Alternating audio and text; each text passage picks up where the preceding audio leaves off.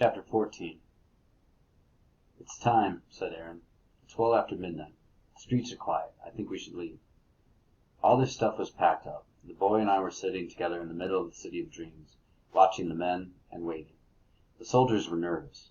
Simcha kept trying to radio, hoping the dead batteries would miraculously kick back into life. Aaron kept looking at the map and muttering about the directions they came from and which directions they should go when they left. As I've said, the big wall was not that far away, and once they found the wall, they'd be able to walk along it to one of the open places they called the checkpoints. But a lot depended on which direction they walked. The wall was hidden behind a few hills and valleys. They could easily turn the wrong way and miss it. It was dark again, too. The power was still out. I could see all right, but it would make the journey harder for the soldiers. I decided to go with them. It would be fun to watch them try to figure out their way back. Once they got there, they might decide that they'd like having a cat around, and their unit could adopt me. "Find the boy a jacket or something," Aaron ordered. "And wear his shoes." The boy and I watched the soldiers rummage around for things they thought the boy might need. The boy looked at me. I could see him thinking. He put his hand on my head and scratched my ears. I purred to reward him and to keep him doing it. They found a jacket and put it on the boy. They put his feet into the shoes and tied the laces. The soldiers picked up their rucksacks, shouldered their rifles, and opened the door. Aaron looked outside, both ways. "I don't see anyone," he said. "Grab the boy. Let's go." Simcha took the boy's arm, not roughly, but solidly. They headed to the door. I was right there with them. They got to the open door, and were almost through it when the boy decided he wasn't going. He grabbed hold of the door frame and would not let go. He started yelling the punishment poem at the top of his lungs. The soldiers tried to pry his hands free, but he had a grip of steel. They tried to pick him up to pull him away, but he made himself into dead weight and would not be moved. "Grab him. What's the matter with you? You're 3 times his size." "You want me to hurt him? Is that what you want? How's it going to get us help? How is that going to help us get out of here?" It was kind of funny because the 2 soldiers were whispering and the little boy was bellowing. He kept it up, too. I don't think he stopped for a single breath. They struggled with the kid for a good long moment before they retreated back into the house. Unfortunately, I was on the wrong side of the door when they closed it. I found myself outside. I didn't like that at all. I was too curious to see what would happen next with these 3. So I mimicked the boy. I howled and howled. I heard cursing from inside. Then the door opened a sliver. I dashed inside. All that effort ruffled my fur. I grew myself for a long time. It made me feel better. Chapter 15. We spent the night in the little house. No parents came back for the boy.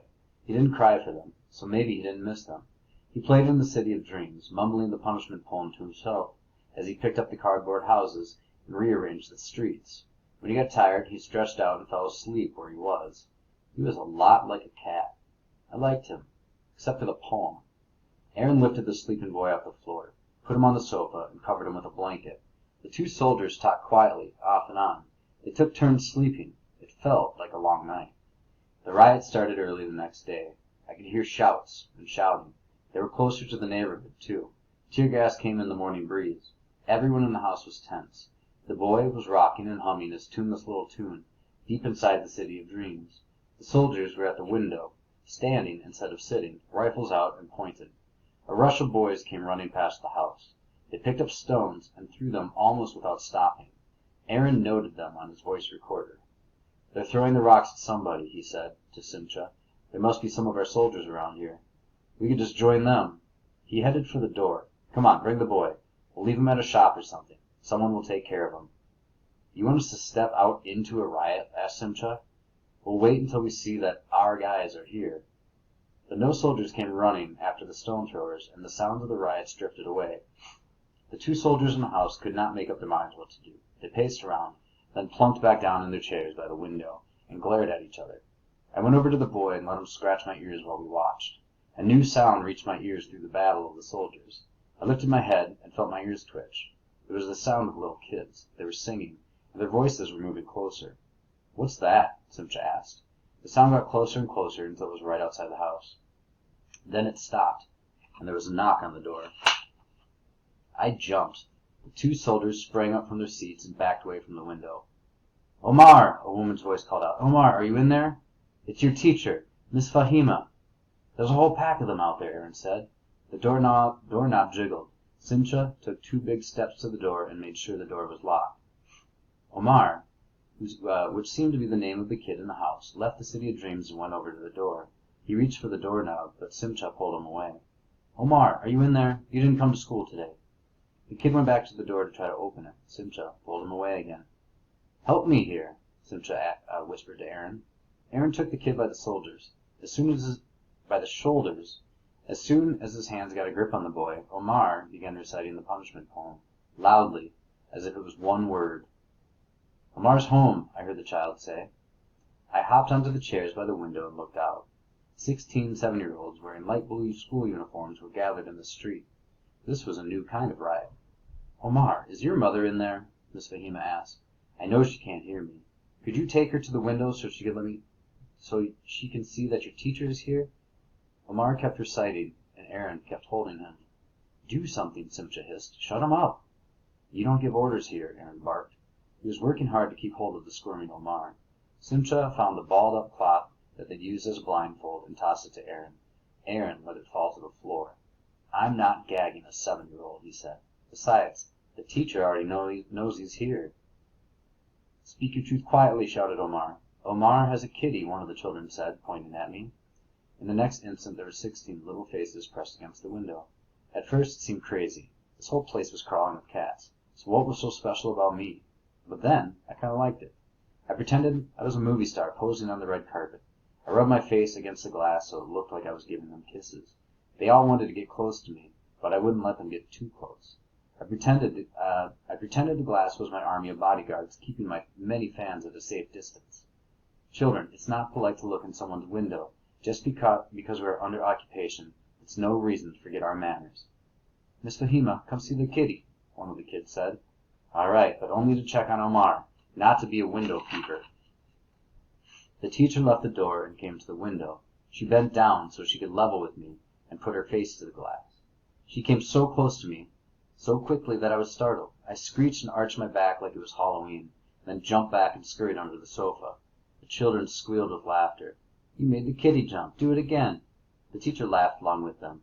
I liked the sound of her laugh. It was not mean. I squirmed to the front edge of the sofa and peered out. There's the kitty, a kid called out. Miss Fahima held her smile as her eyes darted around the house, looking for Omar. They widened in horror when she saw the boy held by the soldiers.